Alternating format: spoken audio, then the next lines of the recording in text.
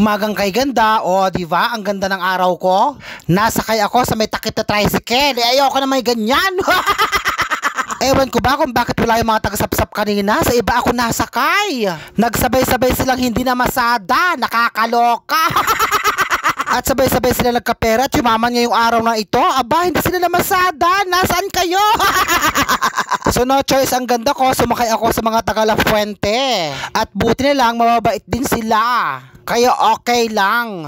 At napansin ko nga, kaya na mag-edit ako ng mga video. At puro yata ako nakasakay sa sasakyan ngayon. O edi ang ending, nakalimutan kong mag-video. At heto na nga, nag-video ako sa huling pasyente ko. At hindi na ako naghintay ng matagal, may dumaan ng bus. Swerte! Tapos napakaluwag ko, konti lang ang sakay, kaya napaka-fresh ng feeling ko dyan. O diba, walang pasahero? So ito na nga, isinabay na ako ng pasyente ko papuntang Santa Rosa. At mas okay sa akin yun kasi nga napakainit. At napakahirap mamasaheros. At ang balita nga, gagawin ng tulay noong October 2. At pinaghandaan ko na ng todo. At awa ng Diyos, na-postponed.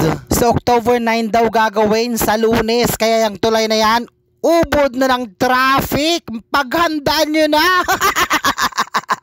At sobrang nakakaloka kapag traffic dyan. Kawawa yung mga estudyante sa umaga. At sa hapon yung paggabi, grabe, napakahaba ng traffic. Kaya nakakaawa yung mga nagko-commute. Kaya paghandaan nyo na next week. So ayan na, pagdating ko sa Santa Rosa, dumiretso na ako ng palengke para mamili ng uulamin namin. At naisipan ko nga magluto ng adobo. Kaya ang ginawa ko, bumili ako ng manok at saka baboy. Paghahaluin ko, o diba, ang sarap-sarap.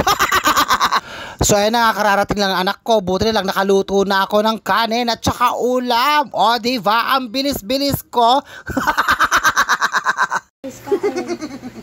Sabi ni Maron, nag-adobo ko ng ng manok at saka baboy. Sinahugan ko ng paa, mga 7 piraso siguro, 8. Sabi niya, ba't may paa? Sabi ko sa kanya, na-miss mo ang paa, anak. Akin naman yun, sa'yo yung sa'yo yung mamoy, at saka yung sa akin yung paa.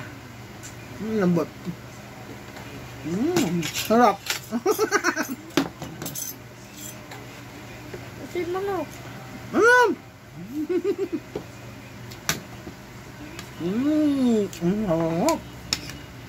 Sarap ng adobo.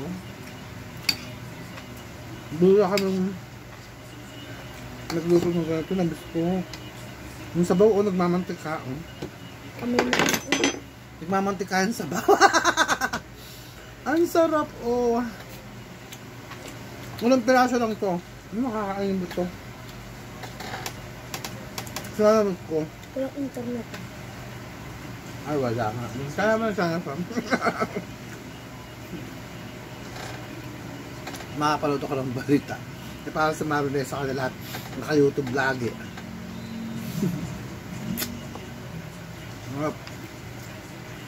Ang sarap ng paa. Okay, ito yung baboy.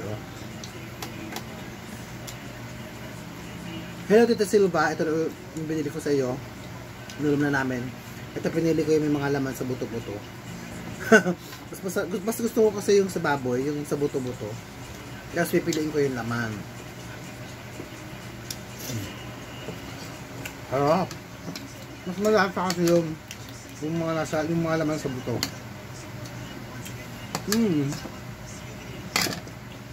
Ang sarap. Shout out sa'yo, Tolan Bualdo, sa aking G-Pag. Kapanganak lang niya kanina. Congratulations. Sa aking pamangkin na si Danilo Sabado 3rd. The 3rd. Tinanong ko ano yung pangalan. Tapos, happy birthday, Dessa. Ayan, happy birthday sa'yo. Wishing you more birthdays to come.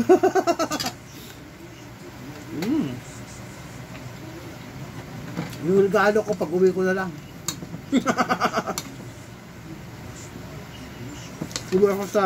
Uwi naman ako. Babuto.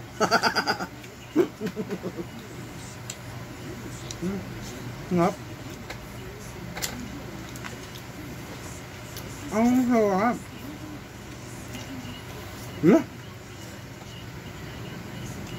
Dire-diretso na naman yung pagsubo ko.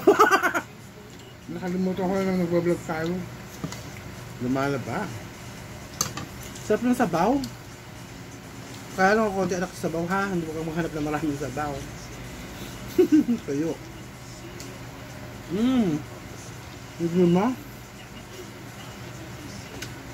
Hindi mo si ma'am. Bakit lang yung vlog ko sa umpisa? Kasi nga nakalimutan ko mag-shoot. Dapat, kaya ng umaga sabi ko magkakain vlog na lang kami ni Maron.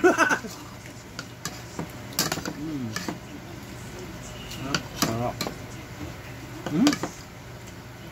Babe, salo. Babe, salo Bye, mahaba. guys. Bye. Congratulations, Tolen. And happy birthday, Defa. Bye-bye. Love you.